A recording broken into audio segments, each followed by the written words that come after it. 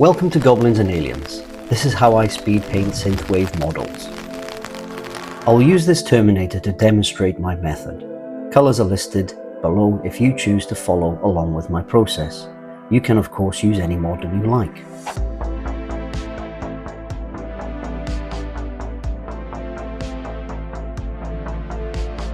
My favourite start point for any speed paint project is to dry brush on the major colours. This is a great way to get paint onto the model and to see what direction the colour scheme is going to take. For this Terminator, I have decided to create a synthwave glow on either side of the model, leaving the centre dark or even black.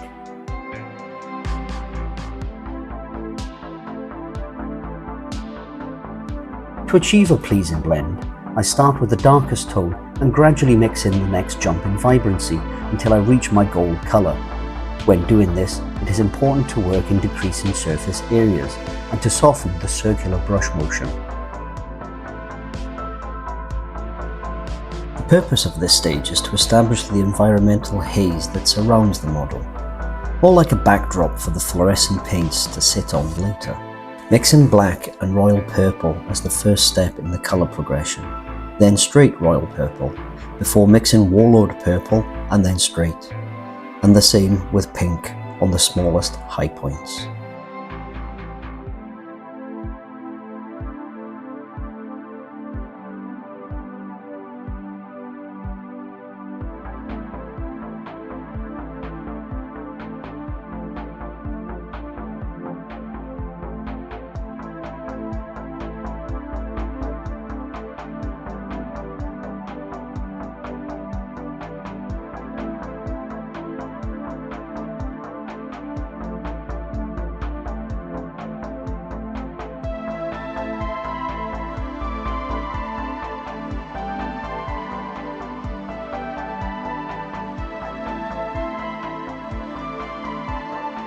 With the dry brushing complete, that leads us on to the second step, the complementary details.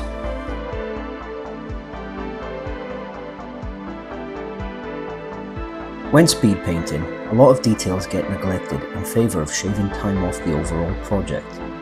Where this is usually just accepted, with Synth Wave, this is an opportunity to lean into the more vivid colours.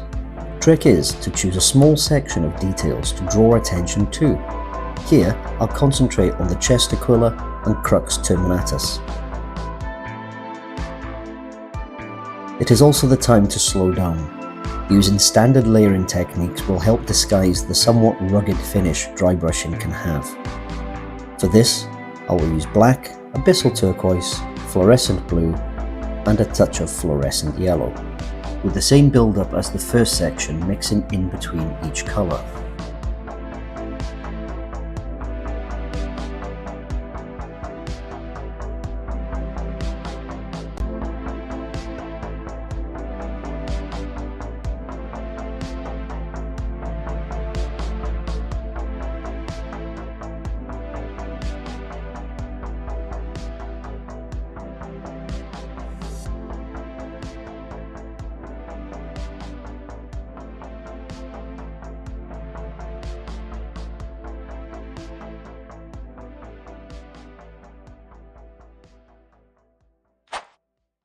Synth lines.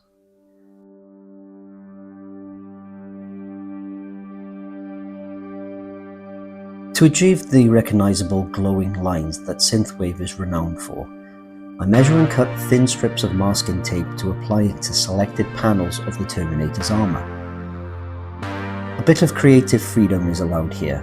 Just remember that tiny strips of masking tape can be tricky to align, and the more complex of a pattern will add to your overall time. I would recommend keeping it simple at first. Another tip is to lay the tape down on a cutting mat. A, to cut it, and B, to remove some of the tackiness. It'll help the removal process later, with no damage. I do also use blue tack to cover some of the more awkward shapes. With the stencils lined up, it's time to paint. Start with bright grey or white. It can be a solid colour or a gradient. Keep in mind that the masking can take longer, so if you're pressed for time, just go solid white. This will be the base of the fluorescent magenta. I have used a mix of fluorescent magenta and warlord purple to tie in before the straight fluorescent magenta. The base gets the same treatment, an attempt to mimic the grid ground seen in near enough every Synth Wave image.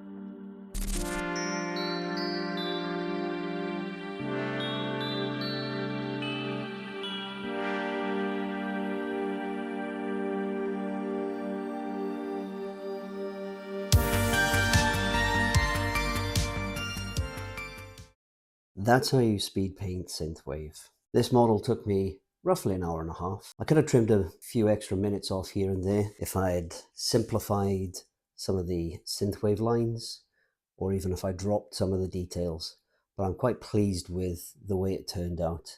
The teal on the Aquila and the crux works real well with that purple haze that surrounds the model. I envisioned this model to be a soul Terminator traipsing through a synthwave landscape, hunting its quarry. But I can imagine a squad or a full army of these guys would look pretty neat. If you'd like to see that, drop a comment below. That would greatly help with the direction of the channel. But until the next video, thank you for watching and take care.